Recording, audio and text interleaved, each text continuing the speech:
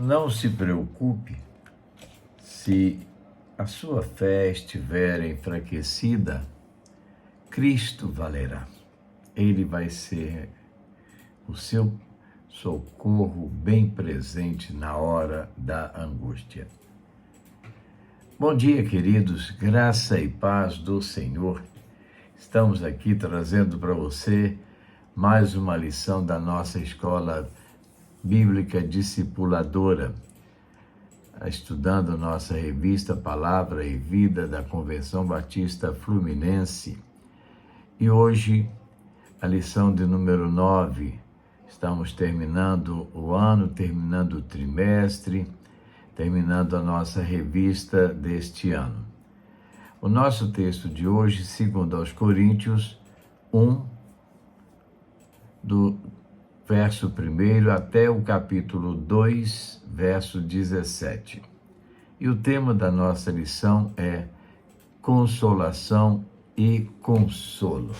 Interessante, né? Consolação e consolo. Nós podemos confiar em que o Senhor estará nos dando o conforto, o consolo nos momentos mais difíceis da nossa vida. Nas lições anteriores,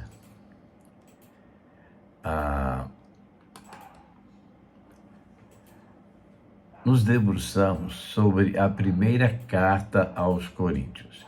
Depois de tudo o que escreveu, Paulo poderia imaginar que tudo se resolveu em Corinto, mas não aconteceu assim. Os crentes de lá continuaram a manifestar comportamentos pouco saudáveis na vida cristã. Além disso, eles reagiram negativamente às tentativas de aconselhamento de Paulo. Alguns, de maneira agressiva, chegaram a atacar a pessoa do apóstolo e junto sua mensagem. Então, a gente vê que aquela era uma igreja bem complicada, não é? Pois é. Foi nesse momento que as palavras da segunda carta aos Coríntios foram escritas. Isso explica o tom de defesa desta segunda carta. Paulo não apenas defende o seu ministério, mas a mensagem de salvação que estava ao redor de sua vida e testemunho. Primeiro momento, então, da nossa lição: o contexto histórico da segunda carta aos Coríntios. Depois de ter escrito aos crentes de Corinto a carta que conhecemos como primeira, Paulo foi surpreendido com a rebeldia persistente daqueles crentes. Eles não só relutavam em seguir suas orientações, mas também começaram a duvidar de sua idoneidade como ministro do Evangelho de Cristo. Ao tomar conhecimento disso, Paulo reage com energia. Ele hesita em ir até Corinto pessoalmente, com medo de ferir os crentes com uma reprimenda muito severa. Para abordar esse problema, ele escreve a segunda carta. Nela, há momentos suaves, mas também momentos mais contundentes, principalmente após o capítulo 10. A razão para isso pode ser atribuída a duas situações diferentes. Ele teria escrito os capítulos de 1 a 9 em um momento e os capítulos subsequentes em outra oportunidade. A mudança de tom entre essas duas partes da segunda carta pode ser explicada como resultado de dois momentos distintos. Entre as cartas, ou seja, vamos aqui colocar para você entender melhor, entre a primeira e a segunda carta, ocorreram uma série de eventos. O principal deles foi uma visita que Paulo fez à igreja, na qual foi duramente insultado por um membro da comunidade. Segundo aos Coríntios 2:1.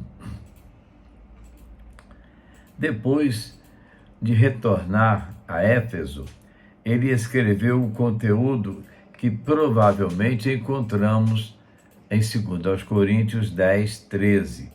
É uma sessão enérgica que Paulo, com palavras fortes, em tom de defesa de seu próprio ministério, então esta carta teria sido enviada a Corinto por meio de Tito.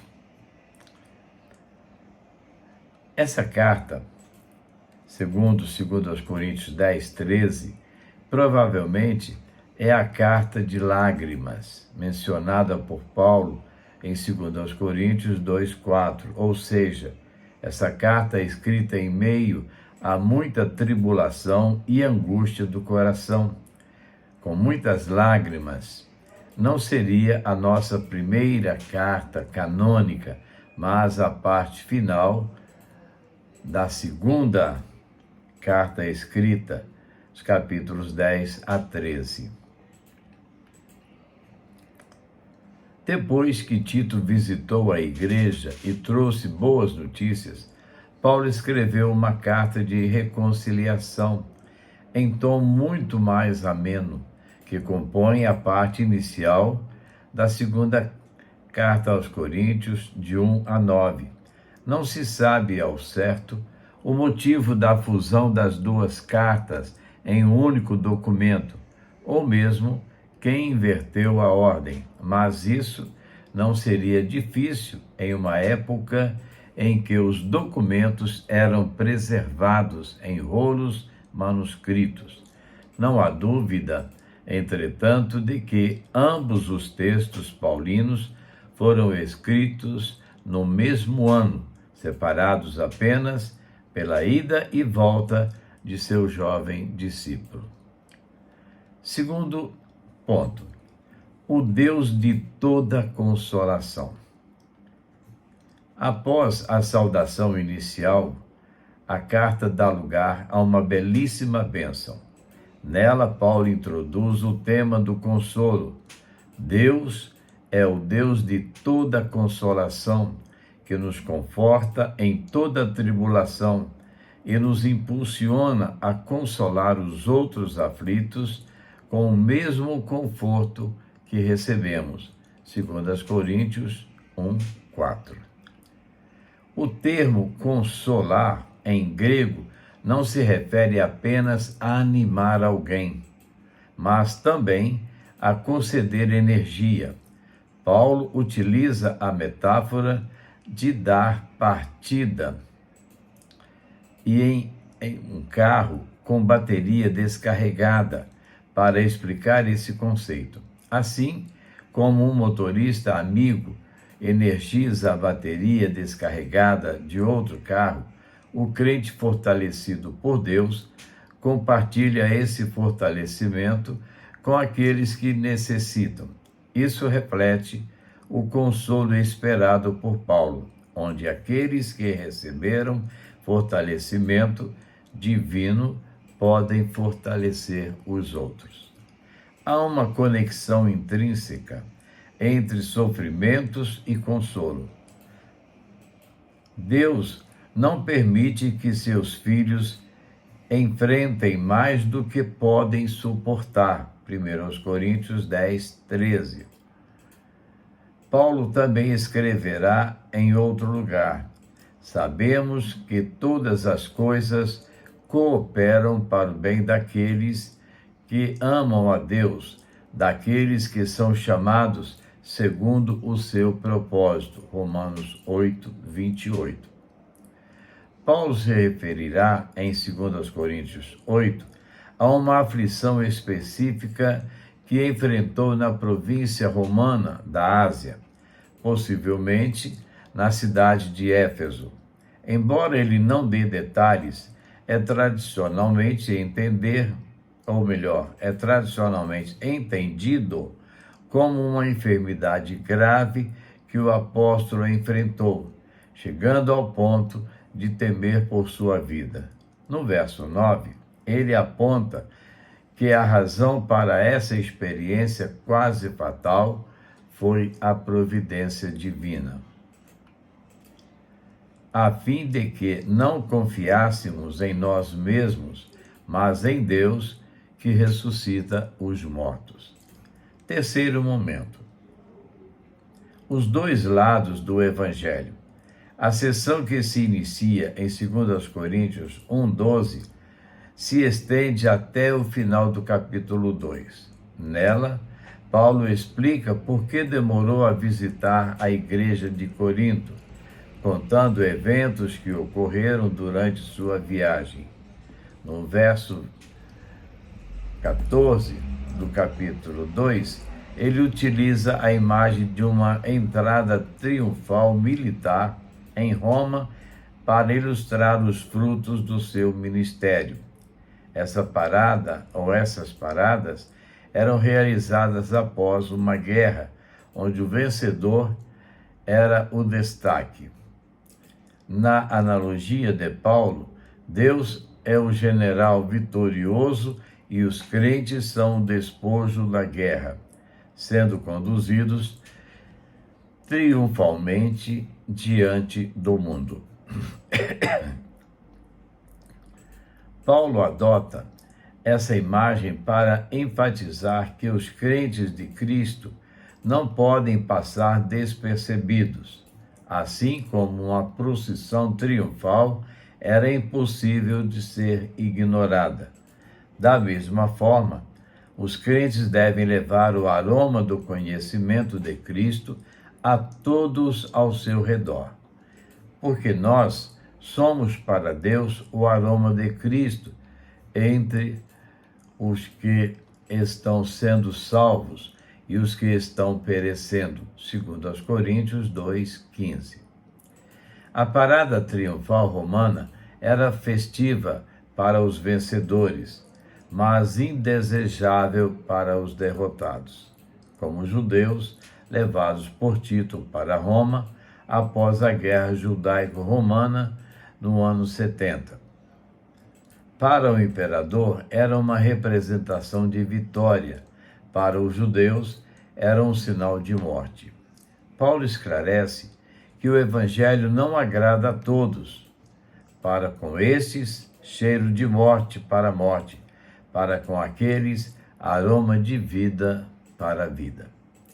E para estas coisas, quem está à altura? Segundo aos Coríntios 2:16. Para os crentes, o Evangelho é vida eterna. Para os incrédulos, é condenação e morte. Conclusão. Assim como na primeira carta e em grande parte de suas obras, Paulo se apresenta como um apóstolo comissionado diretamente por Deus. Timóteo, agora coautor, era conhecido na igreja, tendo apoiado Paulo durante a plantação da igreja de Corinto. Paulo e Timóteo enviam graça e paz aos destinatários da carta. Graça era uma saudação comum entre os gregos, enquanto paz era comum entre os judeus. Ao combinar essas duas expressões, o apóstolo reforça que a igreja está acima de uma cultura específica. A igreja não é grega nem judaica, ela é universal, pluriétnica, composta por povos de todas as raças, tribos, línguas e nações. Para pensar e agir. Primeiro, se Deus é capaz de ressuscitar os mortos, por que ele não seria capaz de curar alguém de uma doença? Deus tem poder sobre a vida e a morte, sobre a doença e a saúde. Não há adversário que ele não possa vencer, nem inimigo que possa resistir. No entanto, é importante compreender que a vontade de Deus prevalecerá. Segundo, como você compreende a antipatia que a pregação do Evangelho pode gerar em certos contextos. E, finalmente, devido à presença de Cristo na vida do crente, é possível ser um cristão de maneira oculta? Vamos pensar seriamente nisso, né? Como está a nossa vida cristã diante de um mundo anticristão? Como está a nossa vida cristã diante de um mundo cheio e dominado pelo pecado? É bom pensarmos nessas coisas e procurarmos viver uma vida digna na presença do nosso Deus. Amém? Vamos orar? Nosso Deus e Pai, somos gratos ao Senhor porque o Senhor tem nos fortalecido, o Senhor tem sido o nosso consolo nas horas difíceis, na tribulação, no sofrimento. O Senhor não nos desampara, o Senhor sempre nos fortalece e nós somos gratos ao Senhor por tudo que o Senhor faz. Queremos, Pai, continuar clamando pelas nossas vidas, pelas oportunidades que o Senhor nos tem dado de testemunhar e falar da Tua palavra, e que possamos ser luz em meio às trevas que imperam no mundo. Dá-nos força, Senhor. Dá-nos a Tua direção para continuarmos fazer a Tua obra. Abençoa, Senhor, os nossos familiares, nossos filhos, nossos netos, nossa pequena bisneta, Luísa. Dá sabedoria, Deus, aos pais para criarem os seus filhos. E neste momento tão difícil, precisamos da Tua ajuda, Pai, para vencermos as adversidades que vêm de encontro a nós. Que tenhamos um fim de ano de paz, de esperança. Ó Deus, cuida de nós, ajuda-nos nas nossas caminhadas. Perdoa, Senhor, os nossos pecados e fortalece a nossa fé e esperança no Senhor. No nome de Jesus nós oramos. Amém. Aí vem uma pergunta: você está seguro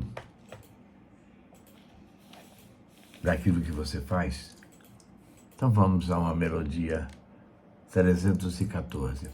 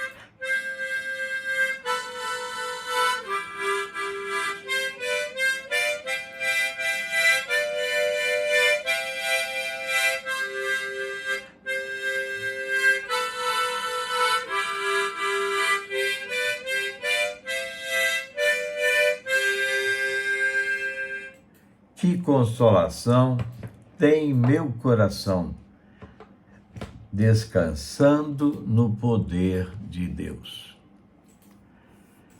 Realmente, precisamos descansar no poder que só nosso Deus tem. Hoje é domingo, o dia do Senhor. Aproveite a tarde com a sua família, descanse E logo mais à noite, vá à igreja. A primeira igreja estará realizando logo mais batismos. Novos membros estão chegando através do batismo. Será um momento muito gostoso você estar conosco ali, participando do nosso culto. E que a paz do Senhor possa encher o seu coração.